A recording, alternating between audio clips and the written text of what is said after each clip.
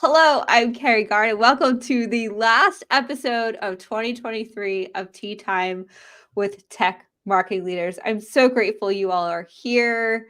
What a ride. I feel like January was just yesterday, but also like a century ago. It's been a year. It's been a year. And I don't know about you all. Dave and I were just talking about this, but we are ready for the break, and it's going to be glorious. But before we send you on a break, we want to get your wheels turning, because why not? In the quiet, the no meetings, you get to like absorb and understand a bit better and contemplate what 2024 could hold for you. And let me tell you, if AI has not been a topic of conversation for you in 2023, you might want to lean into this one and figure out what it means for you for 2024.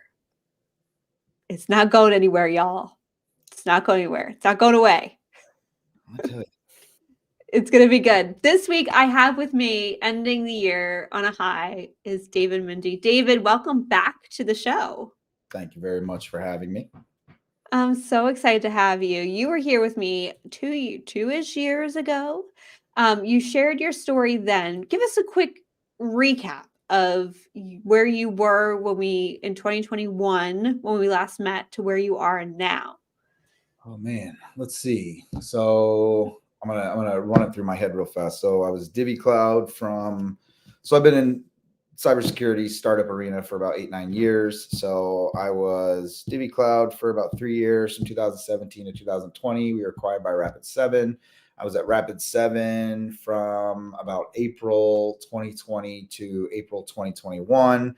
And I think when you and I chatted, I had just joined Accurix, which was a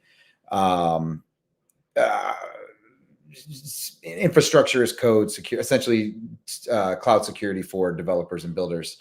And I joined that startup. We got acquired in a year by Tenable. And then I stayed at Tenable for almost a year and jumped into a startup that I stayed in for 10, 11 months. Wasn't the best of fits. And then I jumped into where I am now for the last year at Desera, which is a small data security posture management startup. We just received our Series A in April, and we have about 30 employees, and competing in a very dense cybersecurity sector with a variety of competitors. And we're probably among the smallest in terms of employee size at the moment, but that's where I currently am.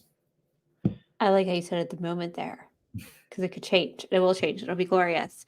You definitely have an interesting story where it's this dichotomy of not staying at places very long, but also being in the startup world, which is sort of like par for the course, right? So jumping around a lot, but also a lot of acquisitions, and sometimes not the right fit, because you got to really jive with the founder to like make it happen.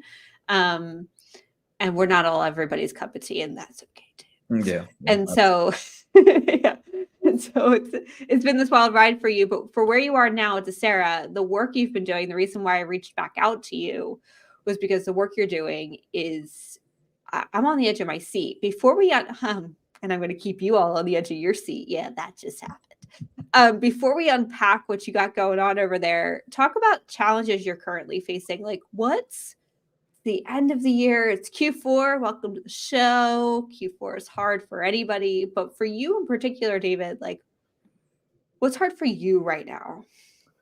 Yeah, that's a brilliant question. I feel like we don't, as marketing, as we have a lot of marketing people that speak, I don't want to say they speak in blanket. A lot of people break it down. It's part of our job to break down target markets, but we tend to take marketing holistically. But there is this like dichotomy of startups versus, mid-sized enterprise companies versus do you work for a marketing agency versus, and there's a lot of different ways to go about it. So my challenges might be different than a lot of other people's challenges that aren't familiar with the startup space. And, we're just gluttons for punishment, anybody starting a company or working in a startup world. But, challenges, all of them, like name them. So product market fit, a lot of competitors that just immediately jumped into the data security space. Categorization. So, data security, for instance, can be encryption, masking, specific security on that level. Then you have kind of the data governance issue, which is like the managing and cataloging of data and data lineage. We kind of fit right in the middle of discovering all the data and then creating, compliance policies on top of it so long story short, categorizing and really pushing out why we are the best data security solution in a sea of different product focuses in data security. You can almost think like, if you soft drinks are like we have a new soft drink, but now we have to show why we're better than Pepsi, Coke there, which might satisfy other people's needs or cravings. We have employee count, right? I have 3 brilliant people underneath me that all cover different parts of the funnel. I have my, brand and project management and communications genius, Jackie, who's worked with me for the last 10 years at every company. Graciously decides to come with me as I beg her.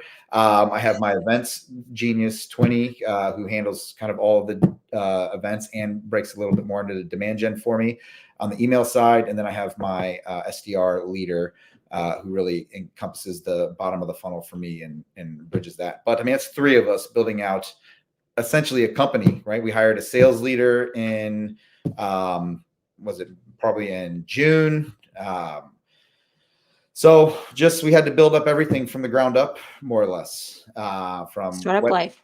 Yeah. So we started at seed round. We got Series A in April, and we have literally just been building this piece by piece by piece. So we have, of course, market trust that we need to build and validation. We have leads we need to build and generate, turn them into meetings, value propositions, really get us from product market fit into go to market fit, taking all the signals back from our customers. And we need to produce content of various natures to prove out our position, validate our permissions as to why we can help, any company from, Wells Fargo to, a health tech company, why we can help them solve their data security and data governance needs. So you name a marketing problem, I would probably imagine we have it in some capacity, but thus is the beauty of working in the startup environment, right? You get to kind of tackle them. Ask me to scale a business from 50 million to $1 billion, and I'll tell you to hire someone else, because that's definitely not my skill set.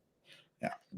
You are the marketing startup king over there, where it is sort of your go-to of, you got no one, you're going to hire me. I'm going to get you started and on the right trajectory. It seems to be your calling and your career, and it's not a career for everyone, and quite a unique place to be in terms of a skill set. So hats off to you for braving the world of startups, especially in the cybersecurity space, especially in the dense, competitive cybersecurity space. I do have a question, because you mentioned the world where there's a lot of new startups sort of coming on the scene, and there's a lot of competition. And I know to your point, like, we're all in sort of the same bucket of challenges, and one of them being competition. Mm-hmm. And just because of the nature of everybody trying to figure out the cybersecurity world, it's tough out there. I have to, real quick story, because this sort of blew my mind. Been in the cybersecurity space now for a couple years, our team is well-versed in what to look for in bad actors. But this is an email that I took pause on. Like, I felt like I'd seen them all. And I saw this one come through, and I was like, I'm pretty sure this is a scam. Oh, yeah. But wow. So they claimed that they were from Salesforce, that we owed them $12,000. Yeah. And the email looked completely legit, except for their email address that was very hard to spot unless you knew to look for it, which thankfully I did. But it was just like this moment of, this is happening. Like, it is getting scary out there of how good this is getting. Some good old spear phishing tactics. Yeah, I remember when, and so, I mean, you have to, and that is an important thing to bring up, right? I mean, a little bit outside of the scope of the problems we solve directly, but when I worked at Seraphic before this, phishing was one of the solving the phishing problem or mitigating the phishing problem internally. We were browser security was one of our sticking points there from a value perspective. But when I was at Tenable, and mind you, I've been in cybersecurity for years at this point, we had gone to AWS reInvent, right? The big AWS conference in Vegas. And I had just been acquired by them. I had met Amit Yoran, who's the CEO there, once or twice. And I got a text from him my first day in Vegas, and it was a text from Amit, and it said, or, Amit, and it said, I need you to buy me gift cards. Mind you, this is 2000, what? This is 2021, right? 2000, right when it was like the first, right when everything started opening back up. And I was like, oh man, I'm moving fast, right? He knows I'm in AWS. They know I'm in Vegas on the text message. Hey, you're in Vegas. I'm going to be at this event. Can you stop by and get some gift cards and send it to me here? And I was like, yeah. I'm like, what do you need? How much? And I was like, oh God, I'm getting fished right now. And I sent it to our CISO at Tenable. And then I was like, but I responded. And in that quick, brief, like moving fast, I still responded to the person, right?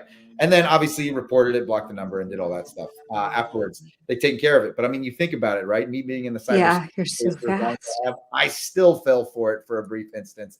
Imagine, your older generations of people that get those emails like, hey, you owe, your Verizon customer, you owe us, $500, send it now, or we're going to terminate your service, right? And then you have the subject matter of our conversation, maybe in a different scope, but you give, look at AI, and we're going to be talking about it from the benefits of what it can do for us on a business side. But if you think about bad actors and the way that they're going to be using AI moving forward, like take the hyper personalization of any kind of phishing email or text, and then the localization, and then being able to scrounge around your information from social media everywhere instantaneously, and then send that directly to you who might be in the know and be, your radar's up. But think about all the people who aren't, right? And think about the older people, older generations who aren't using, or the younger generations who might not be in the know of how to do this. You're going to see a lot of people falling. I got really lucky because the person who received the email is my executive assistant, and she usually pays these kinds of bills for me.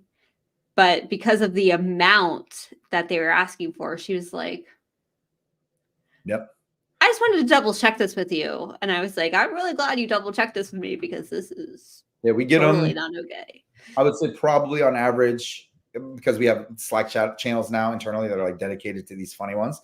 And obviously we send them to the right people in our company, even here at Desera. But I would say on average, all of us in the company, there's about 30 of us in the company, give or take, probably about 4 to 5 times a month via text or via email. That feels low. Yeah, actually. We're small. I mean, can you imagine the bigger companies? Yeah, it's true. It's wild. But my point is, my original question that I sort of didn't get to because I was too busy just commiserating around how AI is going to both help us and not help us. But going back to what I wanted to ask, which was in terms of your challenge and being in this really dense environment of all these cybersecurity companies popping up, because we're all facing the same threats and trying to figure out how to mitigate them, is how are you, and I think this is going to lead nicely into our conversation, so I might be setting us up here, but how are you thinking about differentiating Desera first from, like, just to your point, the product market fit? Like, is it just focusing on the clear feature differentiators? Like, what's it for you? It's a tough one. A good question. Yeah, and a tough question, right? I would say there's a variety of nuances to the answer of how do you prop yourself? How do you rise above the attention economy, right? And how do you rise up in the attention economy while rising up against your competitors, right? So just to give a little bit of context, I would say probably less than 5% of the market has any kind of data security. So data security posture management, if you like Gartner, it's one of their brilliant archetypes. I like Gartner, if anyone's, I don't want to come up, but it's one of their archetypes, right? And they usually set market standards, and people build into those market standards because they generally become, again, the standard of the market, right? So data security posture management, market share is probably less than 5%. We probably have, I would say 13, 14 direct competitors. And some whales in there that have made acquisitions or are building their own functionality, just like what we do specifically. We're very new too, right? I mean, the category was coined mid last year. And we've been building up, I would say, the ARR of the entire, for exactly what we do, annual recurring revenue for exactly what we do for all the entire competitive space is probably less than like 30 million for all companies. 30, 40 million. So it's very new. So when we look at competitors, just to answer your question, and how do we differentiate ourselves? One, our biggest competitor is companies not prioritizing the need yet. We're very much attached to companies using data as a business driver. So obviously this will hit AI from a different scope. Now that typically has meant aggregating their data to be able to use it. Your Netflix, your Nikes, your any Bank of Americas, any of those companies, and being able to use that data and give access for everybody to have access to those crown jewels, that aggregative data, so they can build specific applications, better understand their customers, create a better customer experience, create a better digital experience, whatever, but be able to aggregate that data, overlay analytics on top of it, and truly understand and use that data as a business driver. Well, over the last year and moving into 2024, what we're going to see is using that as a business driver is also going to include them using that as AI, building their own internal and external AI applications. But they're still going to have to aggregate their data. But back to answering your question, trying not to be as verbose as I typically am, but trying to answer your question, our biggest competitor is not being prioritized yet in the market. That's changing rapidly now, fortunately. So getting out front, yeah. Exactly. And then, yeah, I mean, you have kind of like DSP, you have analyst firms that tend to shape the structure of the market, right? So even though we have features that extend beyond what they've categorized as DSPM is really your discovery of data, your classification of data, your overlaying priority compliance through some kind of policy engine on top of the data, and then access management, right? Being who can access what data and when, right? And that's essentially what DSPM is, more or less. Well, our features extend beyond that. A lot of our competitors extend beyond that too. So when we think about it, we go to market with the value we can bring. Mind you, if there's only a 4 or 5% market share, there's a big wide open ICP out there. And though we are horizontal across all verticals, we have our specific niches, right? But it's a combination, right? It's a combination of features and functionality. It's a combination of educating the market and helping the market catch up. And that's what we're directly competing with, some of our competitors is. So you're ahead of the game. Educating and teaching the market, and this will bleed into kind of the AI conversation, educating the market as fast as possible, convincing them and building trust in the market to understand what we do and how we're solving the problem and why that's better than any other solution they have available right now. And even though you can use the word commoditize, the discovery classification, the DSPM function is commoditized within the competitors that do DSPM, but we all do things better and differently in different aspects, right? Like data usage and query analysis and how people are fundamentally using the data. That's where we excel. Some companies have their data access management and how deep they can go, and all the way into third-party access and being able to map where that data is coming from and how they're using. Like, that's awesome. Like, they can do that. We can't do that as well, right? So things like that. But another portion of that, which I think people overlook, is, again, time to market, right? How fast can we go and convince the market that our message is? So our marketing becomes part of our differentiator. And then our general support, right? The people. We've beat out competitors in deals when our product probably wasn't as good specifically for what they need, but because we went to their campus, we met with them multiple times face-to-face. This is a pretty big company, and met with them face-to-face, and our CTO co-founder and our solutions engineers and our customer support were with them, answering questions day or night, always, and just taking that white glove support level. Yeah. And so differentiators and value come, I think, in a package of sorts. I love that, because I feel like while SaaS is all well and good, having that customer support and knowing there's a person or people behind it makes such a world of difference. I actually switched platforms for this very reason. Like, I was working with, I'm going to just name names because that's just where I'm just going to name, it's just easier. Yeah. So I was on Gusto for payroll for a long time, and they didn't do HR services. They didn't do benefits or any of that. And so I switched to Zenefits because Zenefits was able to be, they built their HR piece first and then added payroll versus the other way around. And so I jumped ship to Zenefits and said, oh, if I can have it all in one place, that sounds great. But their customer service was so painful. And so when Gusto added the HR piece, I was like, whoop, we're back. We're back to that, because even though I may have paid a little, and definitely transforming, going from one platform to another is so hard when you have to migrate all of your information over. It matters that when I have a problem, I can get a hold of a person and they can tell me what to do about it, or even better, take care of it for me. So the fact that you had people showing up on campuses and like showing them the way of how, especially in cybersecurity, where it's such a trusting environment that you have to create, like, wow, that, yes, that goes such a long way, and there's benefit to there. I feel like I have to name names too. I mean, because I legitimately won't even hire a vendor or any third party unless, and I treat them, again, we have a small team, so when I hire, it's usually an extension of my team, and I want them to work with me like they are a part of my team.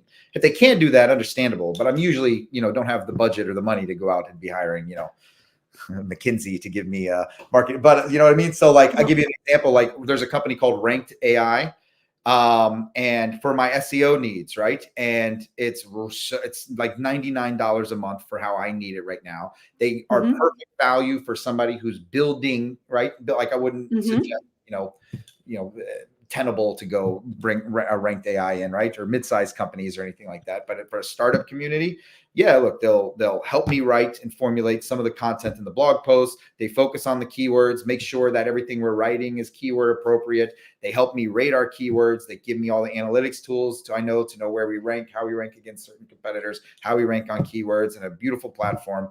They email me constantly and keep me updated with Google latest algorithm, or Bing's, or whatever else I'm curious about. And they always answer my questions, and they're always on top of it. And it's very responsive. And I'm like, it's insane. You can't beat that. You can't beat the responsiveness, especially in the world of so much being automated. It's just, I feel like the world's heading back in that direction. We're going to get into this. This is going to be good. Okay. So let's dive in. So AI started in 2022, ChatGPT came out, and I got in contact with you specifically, David, because the content you were producing, I was floored. Just between the visuals and the production of it, I was like, I know you join startups, you run them accordingly, you're always a small team. How on earth are you producing this level of content? And so I asked you to be on the show. So I'm grateful that you're here back with us. Let's talk about how AI made a first impression on you, though. Where did it all begin? Yeah. I've been using generative AI, specifically ChatGPT 4 now, which is still my favorite, but I've used Claude and a few others more recently, but I've been using it since about December of last year. And I immediately researched and looked into as much as I could about how to use it and functionality, and also thought it was a bit gimmicky at first, which I think it's still, in our field, there's still a sector of people, particularly in product marketing, that think it's a bit gimmicky, right? Or not as useful as a tool as now I think it is. I started using it and started training it. And remember, ChatGPT 3 was a bit more complex as far as training goes, because the memory time was minimal, right? So like, I would, share like Desera's value proposition, right, when I'd work for what it was at the time. And I would say, we're trying to, at the time we were focused on more data governance and data security. So I started like maneuvering and querying and prompting, like, how can I change this message to focus more on security folks from our value and change it here? And then, you would get like 3 or 4 queries in, trying to, manipulate and create the right data feedback, and it would already forget what the initial prompt was. So it became frustrating, right? But it also became a challenge. and it became a pretty good challenge. And then I would say probably around March, April is when, I think 3.5 came out. I think 4 might have come out at that time too, 3.5 or 4. But that's when my level of being able to, and I'm no better than anybody else, but my level of querying and prompting took a different turn, and I began to formulate a plan and understand how I was going to use it, right? And a combination of tools and then people to get it done. And I understood the differences of what it was, right? Whereas I started off with, holy shit, sorry for the language, I have this tool where I can just say, write me a white paper on the benefits of DSPM as opposed to data loss prevention. And I got nothing. Right. It was terrible. It was just a horrible, it gave me nothing, right? Nothing I could use. It was very abstract and broad. And, and I was like, all right. So that's how I started off. It was just nothing useful. And I understood why people were bad mouthing ChatGPT as like a gimmicky tool. But then I started digging in and I started saying, okay, well, first of all, fundamentally, you have to understand your product, right? You have to understand you have to understand your market. You have to understand your product. You have to understand your value. And you have to understand, let's say, the topic of, and we'll focus just for content on this, topic of the content that you want to produce, right? You have to have that understanding. Again, you're never going to be able to go to ChatGPT or at least any time in the near future and say, create me this in a way that is engaging and will actually do anything for your bottom line relative to any kind of ROI content brings your company, right? Or your position. So I started querying outlines at first at first I started training it with specific data. So I started bringing in, I first started using it with our PR agency, actually. And that's how I wanted to use it. I wanted to get out ahead of in the media. So we would get these journalist requests or editor requests from, your dark readings, your SE medias, et cetera. And then I trained my ChatGPT to be my boss, Ani Chaudhuri. And based on content that he's written, based on certain viewpoints he has and topics that he focuses on and opinions that he has, and I started training it on that. I trained it on Desera's value proposition, who Desera is, what's Desera's like in the market, what the market currently thinks of what we're doing. And then I would answer these questions. And if you go on our site and you look at in the news, you can see everything from like HuffPost to Bloomberg to Kiplinger to dark reading and all that. And I would overlay and answer these questions as if I was Ani Chaudhuri. And then I would go through the questions and overlay that with Grammarly. So I would copy and paste the answers into a document. Hold on. You are, one, giving our game away, and two, going so fast. I want people to truly understand the magic of what it is that you've done, because you and I had multiple conversations before I even started testing this, and it's actually working, and I'm going to get into that. Mm-hmm. But let's back up for a second, because one of the things you talked about in the very beginning was that it wasn't working. Yeah. And most people at that point, when it's not working, would just throw their hands up in the air and be like, screw this. I'm not going to keep going. It's not doing what I needed to do. And I got better things to do. So it seems like there was this sort of like nag for you, this like thing at the back of your head that was like, don't give up on this just yet. What made you go deeper? What was that? What was that question you were sort of asking yourself of like, this should do the thing I want it to do, and I'm convinced it can do it? Yeah. Because you look at what people currently do, and this is kind of like a funny argument against the naysayers, even to today. But you look at what people do to research when they're writing any kind of, let's focus on like a white paper for right now, when they're writing a white paper, and let's say it's a thought leadership piece where you're going to need some sort of cited research, right? In the white paper, the report you're building. And to eventually build up the thought leadership in your company. And I thought, all right, so what do we normally do in those circumstances, right? Normally I spend 6 to 7 weeks, if it's me, or maybe I hire it out and spend, $20, $30, $40,000, depending on the length and what the report's about. Do you have money or do you have time? Exactly. Right. And you're always weighing those two things. Right. And that fast forward to the end, ChatGPT solves both of those problems. Right. But back to where we're at now, I would spend probably 4 to 6 weeks doing the compiling the research, getting the topics, writing the outline, getting approval on the outline, right, from some of my subject matter experts internally, then going back or even externally, depending on what the subject matter was, then going back, filling out the outline, going back and getting that feedback, right, and then actually writing the first draft, getting that verified and checked. And then it's this back and forth thing of constantly writing feedback. And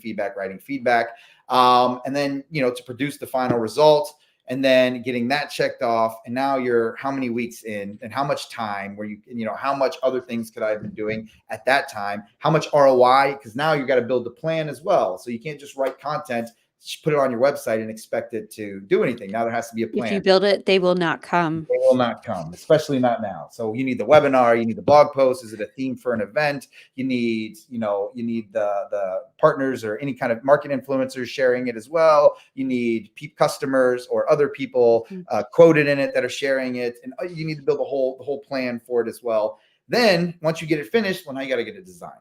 So now you send it to a designer, or, if you're fortunate enough to have one in-house, great. Still going to take them a week plus. And I know the arguments can be on the time frame. So depending. But it's also the argument of the cart before the horse. Is the content or the design, and then the content. Like you write all this gorgeous content, but then you got to fit it into a way that people can actually digest it. Exactly. Yes. And then you need internal design, charts and all that. And then you need obviously the cover design and all that. Because, I'm someone who very much believes design is important. And can help tells the story, accentuates the story, and sometimes betters the story. So all of that takes, on average, and we can debate that, but on average, let's say 4 to 6 weeks, right?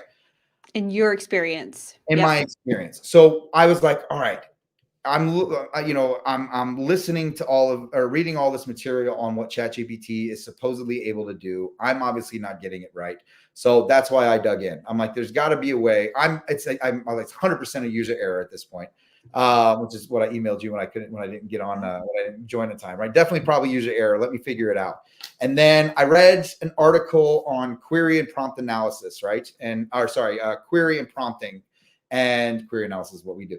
A query and prompting and how you need to train the data model, how AI works in general. And then for using the LLM, how you need to train it with your own data and then build off queries and prompts, similar as you would do to any kind of like Boolean search functionality with Google, Bing, what have you.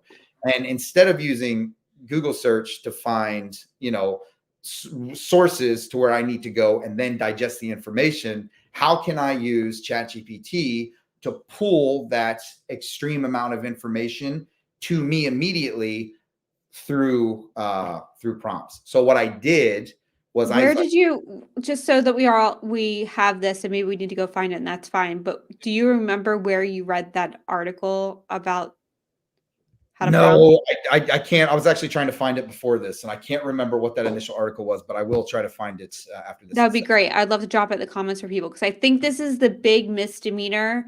Is we think, one, it reminded me, and I know that there were like many versions ahead now. I think it's like ChatGPT 4 something, 4.5. Yep. So it's definitely come a long way. When it was first launched, it only captured the internet up to 2021. It was way out of date, and so no wonder why it wasn't working. Yep. So there was this misdemeanor of that it was just a basic search engine. But what you discovered, and I think what's so important here, why I want to pause for a second, is that it is a search engine when you build the data for it to search. Yes, but you got to think of it like, the fundamental purpose of internet, right? It's a backbone into all of these different, let's say digital stores, right? Digital environments where that's more pockets of information. So you go on and you use Google to rapidly navigate to those sources. So instead of having to, and this is redundant, I know, but just to kind of speed up to what ChatGPT did in my thought process here. So instead of me Googling, I need Verizon's data breach report to show data breaches in, healthcare to help whatever white paper I'm building. Well, now I have to Google Verizon's data breach report. I have to find the right report. I have to pull the report. I have to read the report, and then I have to take that information out, right? Well, now with ChatGPT, I could essentially prompt and pull that, obviously not recent report, right? Because it only went up to like January 2022 at the time. And then I pulled that information out. And then now I would have that breach information immediately. So it actually wiped off. That's kind of what Google Bard does now. If you attach it to your Google search, Bard will immediately pull the information out without you having to actual search. So it just becomes an engine, like a knowledge engine now. There's no search involved. But what I found almost immediately once I realized it was user error was I could, even though the limitations of the knowledge it was sharing or, scraping the internet was from, January 2022, all of my current information that I started training it on, I could interweave that information there, right? So I could understand my value proposition. Like it didn't know what data security posture management was because that was coined in like June 2022. But I could teach it what it was, and it started understanding what it was, right? And DSPM was data security protection management, something like that, right? Just like a word off. And then it started the repeatability of understanding that it was posture management and what we do and the differences between that. So let's get a little obnoxious here, because I think for so many people who've sort of ditched the AI train, which I was one of those people until I talked to you. I was like, this isn't working. I can't do this. Nope. And then I talked to you and I was like, oh, maybe. And I think the big thing for me in that moment was the fact that I could put data into it. So it wasn't just about extracting the data, but it was actually feeding it. Right. So here's an example. Maybe my coach is listening and I'm about to give the game away, and that's okay. I love you, Todd. So I work with my coach now, and I help him on his marketing efforts. And one of the things he asked me to do was to take his latest LinkedIn post, which was about the Uber CEO and that TV show Super Pumped, and write a newsletter about the leadership qualities in regards to what had happened with that CEO and the downfall, right? The qualities he had until he didn't have them. I had never seen the show. And now I have to write a newsletter in relation to Todd's teachings around this. I was like, I don't know where to begin. So what I did was in true David Mundy fashion, I took all of my coach's LinkedIn posts for the last, a few months, and I copied and pasted them into ChatGPT. I didn't know this was possible. I think this is really important for people. I didn't know that I could tell ChatGPT, hey, I'm just going to give you a bunch of information. Don't do anything with it yet. It's going to be okay. And then I'm going to tell you what I need, right? That was such a differentiator for me, because with Google, you just type in certain keywords to extract data. You can't feed it. Like, I'm feeding ChatGPT my coach's posts.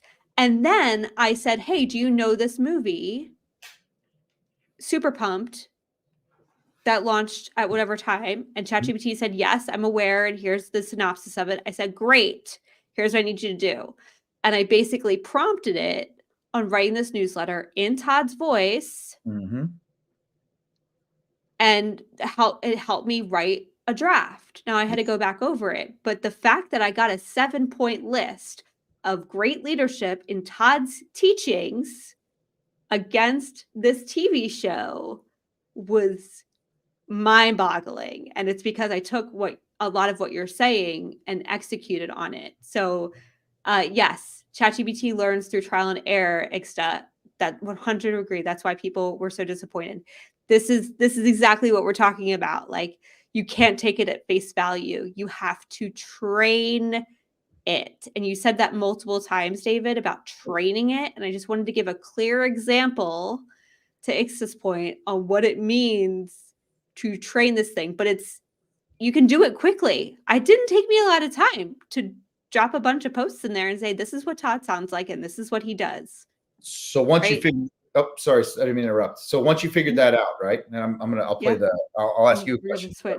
So once you figured that part out, right? It's like, okay, now I'm starting to understand the capabilities of what it can and can't do. Right? And I imagine we're still in like 3, or if we got up to ChatGPT 4, that just gives you. I'm still working in free. Yeah. Okay, there you go. So the next part of that, what was the next challenge that you saw, right? And maybe it's rhetorical and I can answer, or maybe you want to answer, but once you figured out the capabilities, what was the next challenge? for you? Well, I couldn't take the answer at face value because it wasn't totally right. One, it was talking in third person, and it was a newsletter, and I needed to talk in first person. And initially I started to rewrite it. Prompting. So I copied and pasted the response. I put it in Google Docs and I started to rewrite it. And I was like, I wonder. And I went back to ChatGPT and I said, rewrite this in first person. This is a newsletter, and give me a summary and I forget exactly what I said, but I wanted a summary and I wanted it to end better. So I was like, help me intro this and outro this better. And it did. So that was sort of my first hurdle of like not trying to immediately go and fix it myself, but actually ask ChatGPT to do what I wanted it to do. And you started to realize that prompting and querying became the number one function that you needed to learn in order to receive the best, let's say, product from ChatGPT. That was a tool that I was like, so how do I get better at prompting and querying? And I think, intuitively, we all think we can do that, especially at levels of our careers where we're at, right? And like, so how hard is it to ask a question, right? How hard is it? And then, well, fundamentally hard, because you have to ask the right questions repeatedly in a way that like you're speaking to, somebody that works for you or works above you, whoever you're trying to pull information out, you have to ask this model. And it goes so against the grain of how we act with any kind of machine or software that we have to just attune our brain to like, all right, I can actually treat this thing like an employee, right? And I can ask it, or a subject matter expert, and I need to prompt it in very specific ways repeatedly and prompt it in a way that it gets whatever story I'm trying to tell out in the narrative in the way that I need to tell it. All right. So I found that if you did it in chunks, like I wasn't trying to do that all in one go, right? So the first thing I said was turn this into first person. Yep. And I said, I need an outro to introduce the topic. Yep. And I need a quote by I forget the character's name or the Uber CEO's name, but I said, I need a quote by Travis to start this thing off.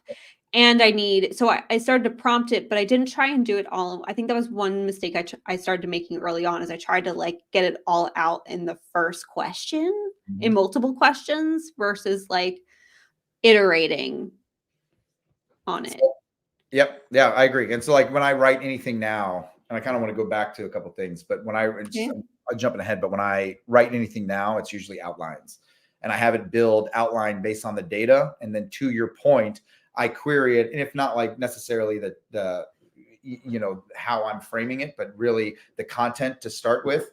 And then I break that down into outline chunks of whatever, whether it's a blog post, whether it's a slide deck, whether it's a data sheet, whether it's a white paper, whatever, what have you. I break it out into initially an outline, and then I start affecting changes in the outline itself to get it to where I think the outline is going to tell the right story. And then I start filling out the pieces with our data, pulling in ChatGPT with research. And then build transitions in between section 1 and section 2, and then start building that out that way. And then just to give another piece of the puzzle, what I recommend for everybody is I use Grammarly. I'm a Grammarly nerd. One, because my editings are terrible. So I will then take that document, I'll put it into, we use Google, right? So Google Docs. And then with Grammarly, right, you've set your goals, right? What's your domain, right? Are you creating business or academic, general? Is it email? Is it casual? Is it creative? What's the intent?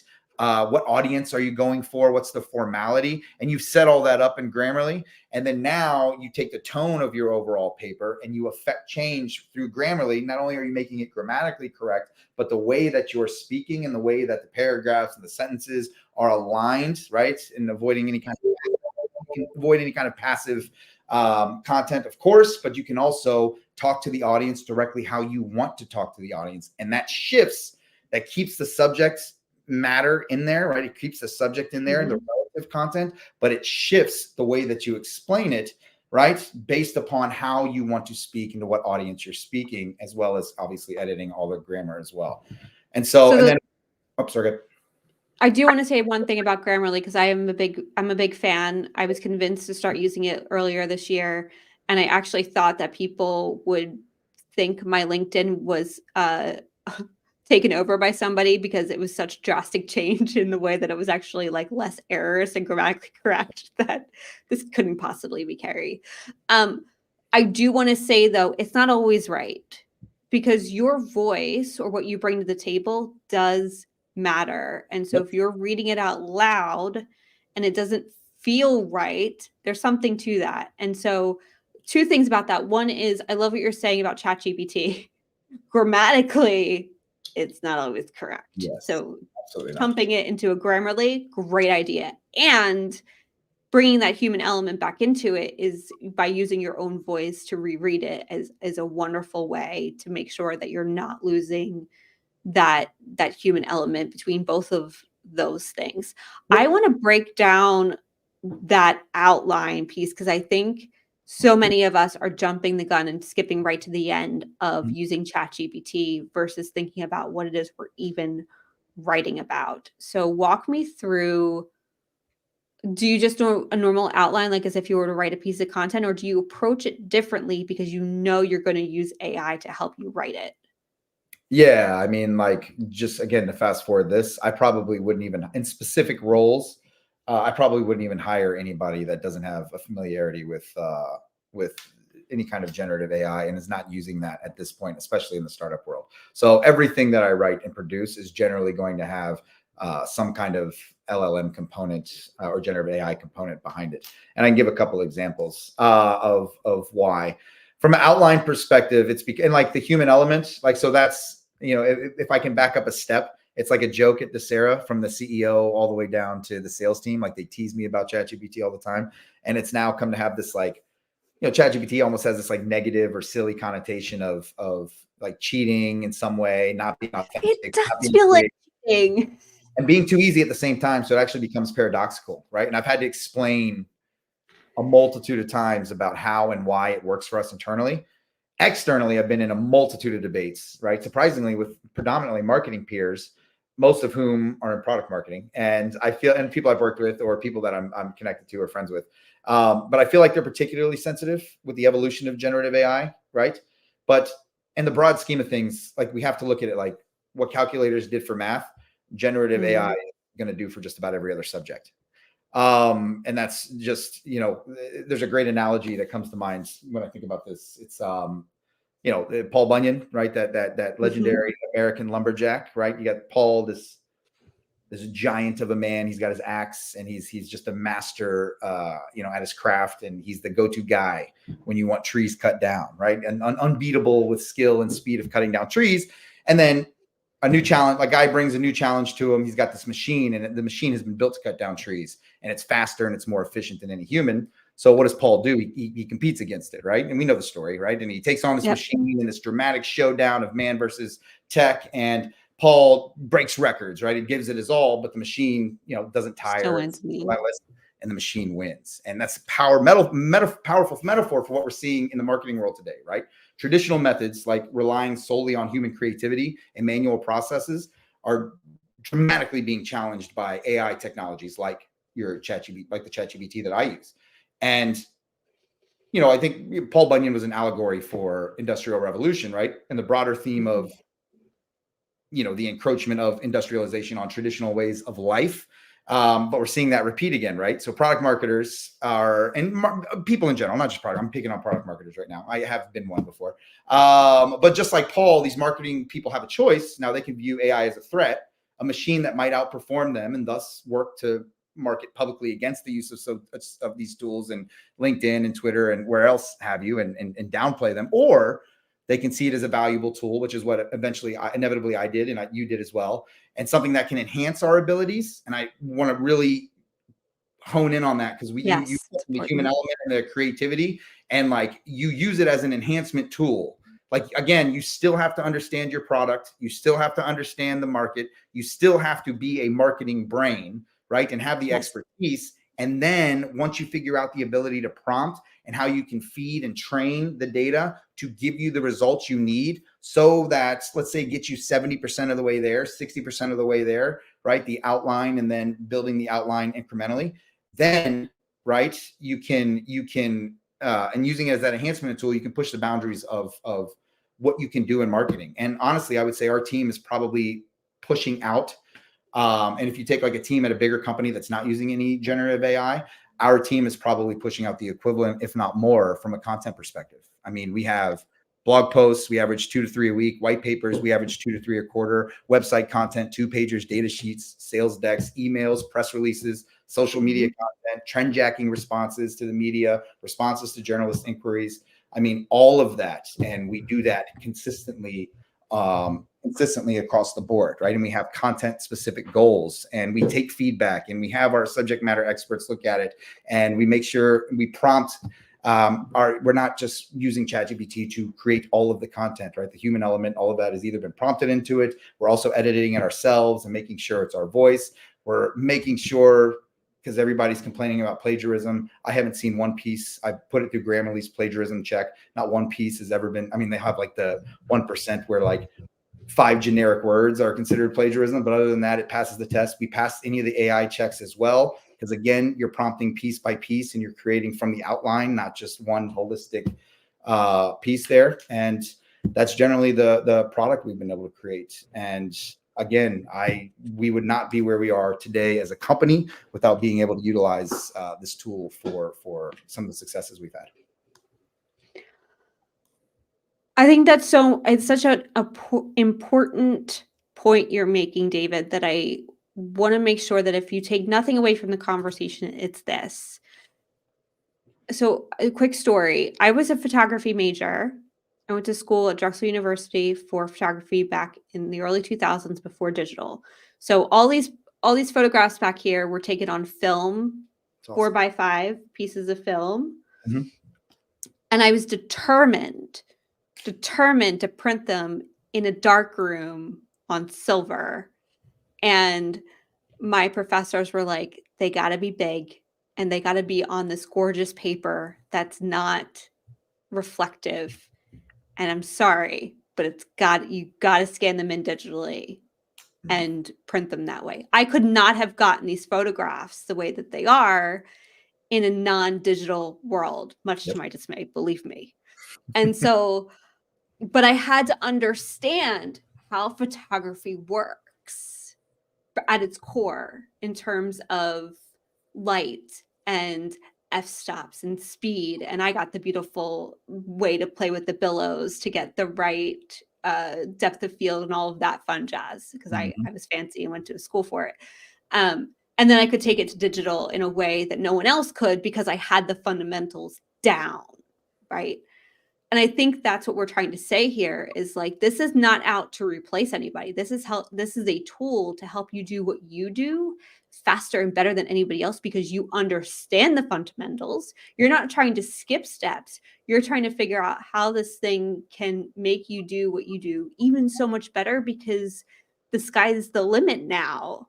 You can take these photographs and blow them up and make them big and put them on paper that wasn't even possible before, and make it feel totally different and build a whole new medium, right? So I think that's so important.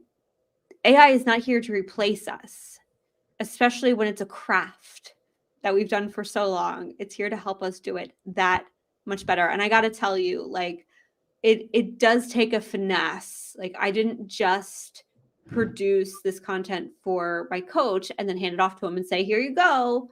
I, just like you do, David, we had to do the due diligence to say, are we plagiarizing? Is this grammatically correct? Does this sound human and thoughtful and intentional? But at least the data and the information is already there for us to then play with. So we don't have to do all of the research to begin with to get to 70% to then make it to the 90. And that was just such like the aha moment for me, as well as the fact that I could bring in the data myself. That just sort of boggled my mind. So when I wrote the content for my coach, it was in his voice. It sounds like him. It's so crazy that it was a little over the top, so I had to tone it down a little bit, but like, it's not anything I could write because I'm not him. And so, yeah, I just love everything you're saying around how we can really start to think about how this can work for us in a way to take our content and our deliverables to next level. And I do want to touch on, before we close out here, something else you're using AI for, and design. You mentioned design being so important to you, and it shows. I want you all to go to desera.com/resources library, resources-library right now, and just visually look at the content that David and his 3-person team are producing right now, thanks to AI. And I gotta say, visual AI is a lot harder than written AI. Yes, But it is. talk us through a little bit the visual piece of how, like, okay, you have it written and you kick it over to a designer who also uses AI. How are those pieces coming together? So I still use my artist friend Bo, who I worked with at Accurix and then at Tenable, and then now he has his own company, and he's an artist through and through, right? A brilliant artist, but he uses AI, right? And loves it. And again, my argument, and I'm happy to debate anybody ever, but my argument is always a time to value, right? And I'll get into that one second if we have time. But essentially, if you think about any of the content we create, we want design that's relevant to the content that can enhance the story. So we will send the content over to Bo, our designer. And because, to your point, yes, I have tried, and you'll see a couple blog posts there where he's been out of town or he's been busy and we needed to get it out. So we've used AI, DALL-E or something to create, but man, prompting for imagery is so hard, and you'll never get the same image twice. And it really wants to dive into the abstract, and you're like, I want minimalist. And it's the time to value decreases when you don't have a design eye and you're trying to build this thing out. Let me tell you. So I don't think it's there yet. There's probably some tools I'm not familiar with that are there. I have not found them yet. So we send it to Bo. Bo will take the content. He will use the AI tools that he uses. And to be honest, I'm not 100% sure what he uses. I know he does use DALL-E sometimes, but he has other tools that he likes that he uses on the AI side. And then he'll pull that out, put it into any one of his tools. Let's just say Photoshop for the sake of this conversation. And then he'll fix and he'll adjust and he'll kind of remediate the image from take out any of the abstract, because he knows what we like, obviously, and what we want to show. And then he'll create this image. Like a good piece to look at would be, there's a piece a white paper I wrote on with my team on called Queen's Gambit, the chess move, but it's really about the big security teams and how they need to focus on data security rather than just kind of perimeter and infrastructure security, right? And how data is, especially with AI and data becoming a massive business driver, is what we need to be focused on. But there's a massive chess analogy throughout the piece. So he took the content and he wrapped in kind of data themes and data security themes throughout the paper, along with this massive chess analogy and this digital chess component. And we've gotten so many compliments on this, you as well. And thank you for that. We've gotten so many compliments on our design now. And here's the kicker. I've worked with Bo for a very long time, right? Years. It used to take him a few weeks to finalize a big white paper for us or something like that, right? And get it set. It used to take him a few weeks. He had other priorities and there's other reasons, right? But used to take him a few weeks. Turns it around in about an hour. Whole white paper, anything, about an hour for us, right? We need this fast, right? There. He charges for the expediting it, but a little bit extra, but he can turn it around in an hour. It's insane. A white paper, like I said, 4 to 6 weeks. I can turn around a white paper on just about any subject. Some are a bit harder than others. Some require more manual effort, and I can't use ChatGPT as much outside of the outline. But average, I can turn out let's say a 5 to 7 page white paper and complete it in about a week, maybe a little bit less than if I spend direct time on there. With his designing in about an hour, now you have full white papers in about a week. Right? That are specifically based on content. They have our voice. They have our creativity. You can go and look for yourself, right?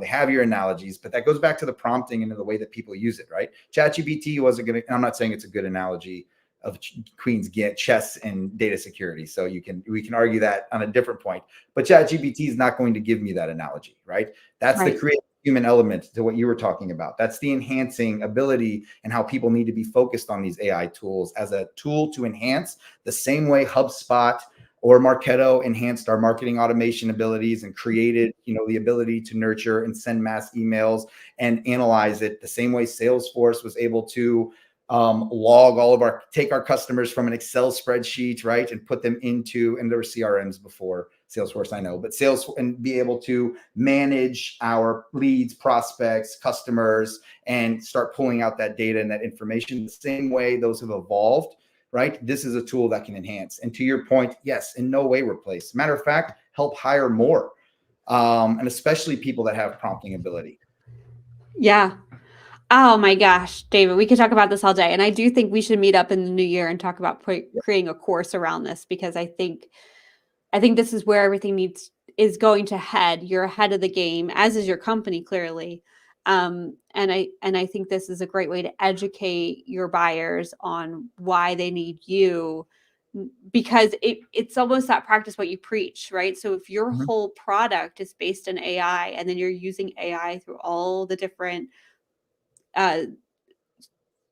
portions of your company, from operations to marketing to sales, that just enhances like that, you know what you're doing, because you literally use AI in everything that you do, and then the data that comes with it and how to analyze it through AI. So way to practice what you preach, way to give us an example of how this can be done so well.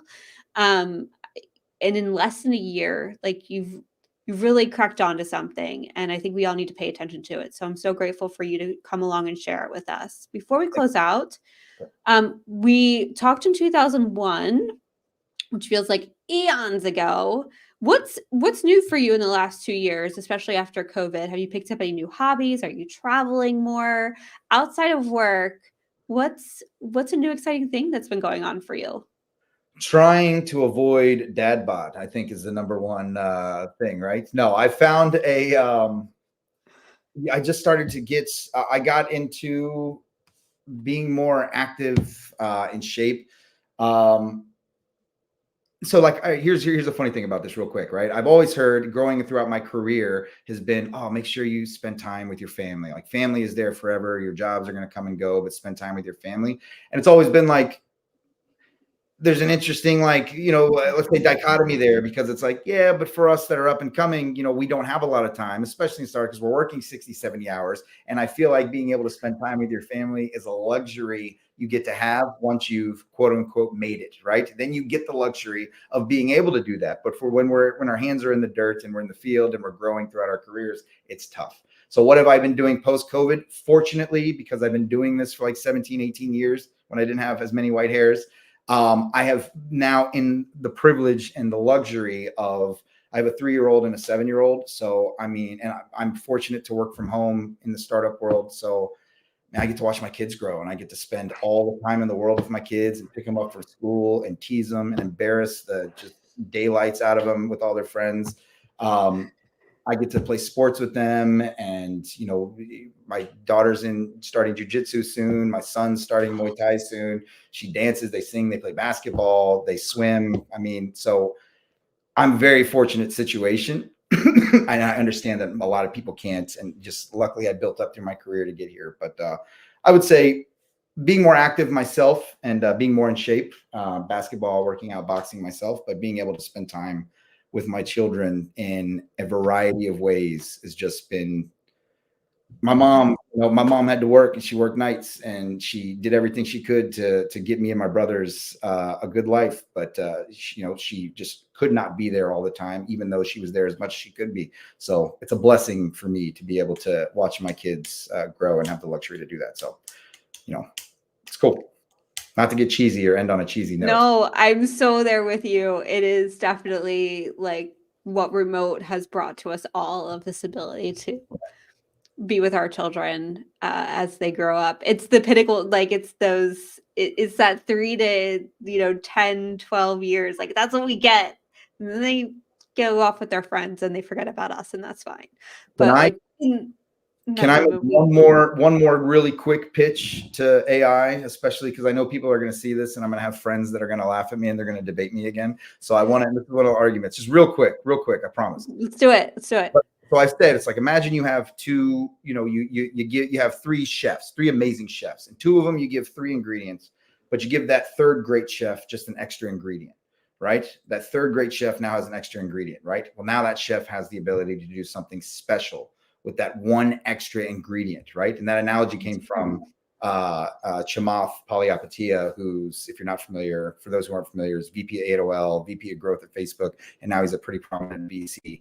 And I think he said that on his All In podcast. But that point, right, the special with that extra ingredient, it's like, look at your average marketing person, right? Like, let's focus on the really brilliant marketers, right? And then again, because some of my buddies that I debate with are in product marketing, let's say specifically in product marketing, and who work in early stage companies, which is the basis of my experience. They know their product in and out. They understand the market so well. They've helped develop the product market fit, the value drivers, the positioning.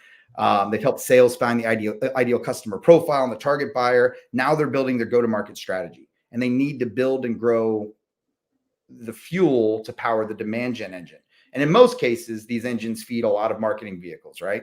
So a variety of content's needed to fuel them. How long does it take that person, that product marketer? And then what's the cost? And what's the ROI on the content they provide versus the time it takes to deliver the content versus the cost of delay in the greater market for how long it takes them to do it the traditional way. Then conceivably against the competitor who's hired a larger marketing team due to better fundraising.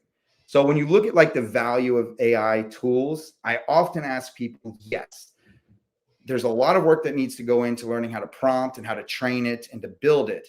But look at the actual KPIs that we use to analyze our own market performance and put that up against what AI can generate. And I don't see any way that you can't benefit from using one of these tools in a massive, massive way. I mean, essentially, it'll turn us all into Davids going against Goliath. Or better, much better than hopefully. But yes.